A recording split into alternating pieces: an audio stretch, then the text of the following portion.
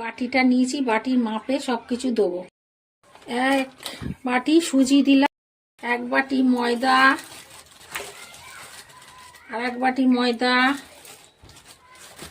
আর 1 বাটি ময়দা, 1 বাটি চিনি দিয়ে এবার অল্প করে দুধ দেব।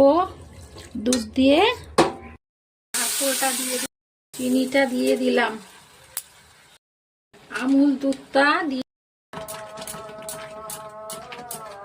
এইভাবে কুটটা আমার হয়ে গেছে। তেলটাকে প্রায় দিয়ে দিলাম 1 হাতা।